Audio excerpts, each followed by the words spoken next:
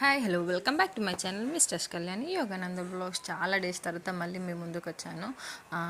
ఇంకా సపోర్ట్ చేయాలని కోరుకుంటున్నాను. ప్లీజ్ కొంచెం హెల్త్ ఇష్యూస్ వల్ల వీడియోస్ అనేది డిలే అయిపోయినాయి.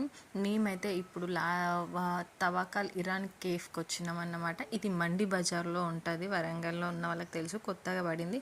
సో బయట చూస్తే ఇలాంటి మంచి మంచి డిఫరెంట్గా డెకరేట్ చేసేసుకున్నారు. దైవడ అంట, చికెన్ సమోసా అంట, డిఫరెంట్ నేమ్స్తో నేను ఎప్పుడు చూడలేదు. సో ఒకసారి అయితే నైట్ కదా ఏం తినలేమనేసి ఇరాన్ చాయ్ అన్నారు కదా, ఇరాన్ చాయ్ లానే ఉంటుందో అని వెళ్ళేసి చూసామా.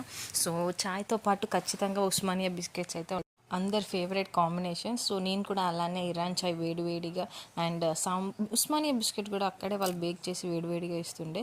సో మా బుడ్డదైతే ఫుల్ ఎగ్జైట్గా ఉంది చాయ్ అనగానే. తను తాగుతుంది, తనకి ఇష్టం అనమాట. బట్ అవి కప్స్ కదా పగిలిపోతాయి అని మేము అంత ప్రిఫర్ చేయాలి, మళ్ళీ నైట్ టైం ఇంకా డిన్నర్ చేయాలనేసి.